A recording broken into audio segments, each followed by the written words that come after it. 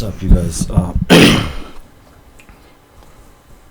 This is another video where I'm going to be speaking about external range liquidity. Like I explained in the previous Zoom sessions and the previous videos about how you can trade external range liquidity. So today is the 23rd of December, just 2 days before. I think we have 2 days before Christmas. I mean, a day before Christmas, which is the 24th, tomorrow. Yeah. So now we're in a day before Christmas Eve. So now with external range liquidity, like I explained in the previous videos that I uploaded in the group in the mentorship. So now I'm just going over everything like thoroughly. So now, like I explained with that, is that the thing that I explained with that is that with external range liquidity, right, we look at the highs, the lows that the market creates. Let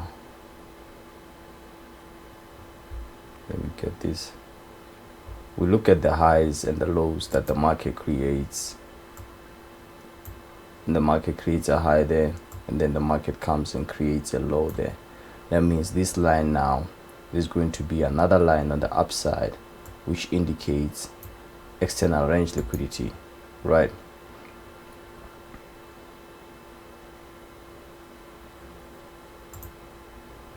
Right. So now if we have a high here and we have a low here, that means above that high is buy stops. I mean, below these lows is sell stops. So I think above that. Now, like I explained in the previous video, even the video that I uploaded on YouTube, that we can have price trading inside the range, and then on a later stage we want to see price coming and doing something like this, and this is exactly this scenario here. So like I explained is what we look for here is the fact that, okay, when we create a range high and a range low, right, when we create this range low and this range high, so we're going to have to put a line there for future use, right? For us to be able, I'm gonna use this one as external range liquidity for the sell side and this one for the buy side, right? So now we wait for price to come and trade on one of these, high or low, and then create a QM before we initiate our trades. So the question is, what kind of QMs do we look for? Which is a very good question. So we do have different types of QMs that we do have in a group. We do have the videos explaining that, but in this case, most of the time when we trade this external range liquidity, we have the breaker QM, which always, if not most of the time, plays out very well, right? So in this QM, there are three main things that we look for, right? The first one is the run of sell stops, right? We run sell stops, and on the run of the sell stops, we also take into note, did we create a new low during the run, which is this low being created here, right? Which is that low being created here. So this and this low, they just simply indicate similar things to me, you know. But at this point, we have to bear in mind, if we create a range high and a range low at this point, you're going to have to create this. Sometimes this can happen inside here, and then this runs below the old low, right? It doesn't matter how it happens. So when we run a low and then we run a low, that's a run of liquidity, right? That's the first thing that we need to take note. And the second thing that we need to know is, after running that low here, we want to see price come and violate this high here at this point, right?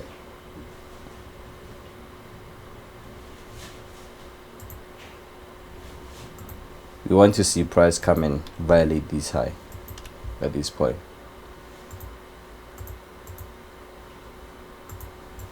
Right, we want to see price come and violate that high here. We want to see price come and violate this high. We want to see something like this, a trade above that high. So after a trade above that high, this is the second thing that we look for, the break of a structure here, the BOS, the break of a structure here, the previous high that ran the low. And remember, we're trading below, we just traded below sell stops, so we should bear that in mind. After breaking structure to the upside, now we want to see price return to the breaker here.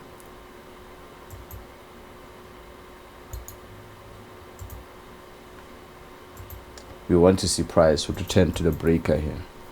I like making my breakers gray in color. I like my breakers gray in color.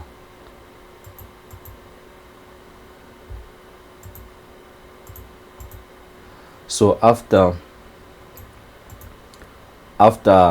we break that, we look for, is there a breaker? That's the second thing that we need to know. At the break of a structure, we have to ask ourselves, now, do we have a breaker? When we have a breaker, we look for the return to that breaker, right?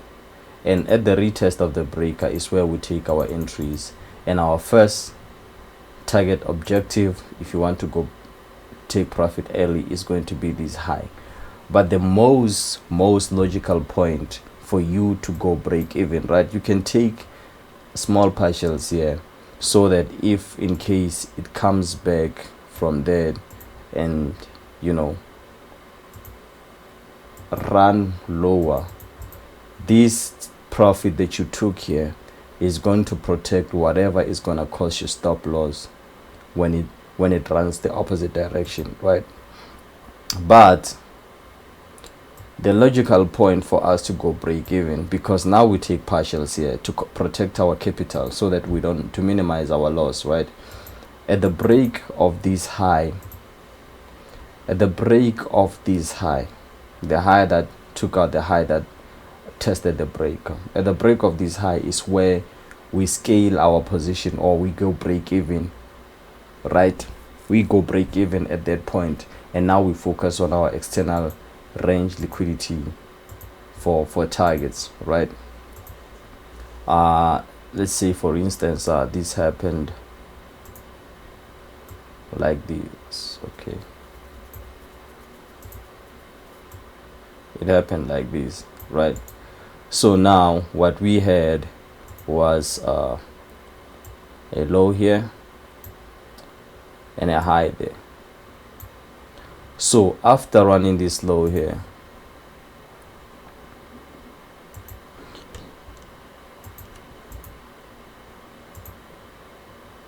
we can now focus on price going to run the highs like that. So remember, like I always say, it's external range liquidity to external range liquidity. So whatever high is going to be inside this area here is going to be taken out, and this might be our last target objective. And we must also bear in mind the order flow. Is the order flow bearish or bullish in a higher time frame? That's going to give us confidence that if we are in alignment with the order flow, that is going to give us confirmation that we're going to run this high. All right, so that is basically the simplest way to trade indices.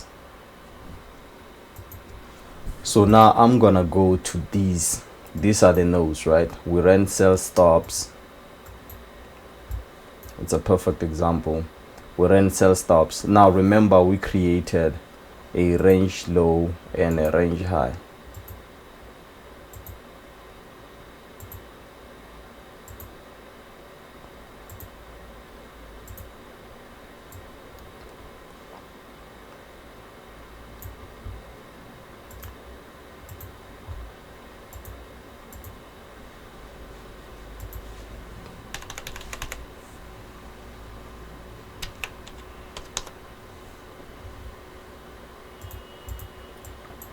So we created a range low and a range high and a range low at this point, right?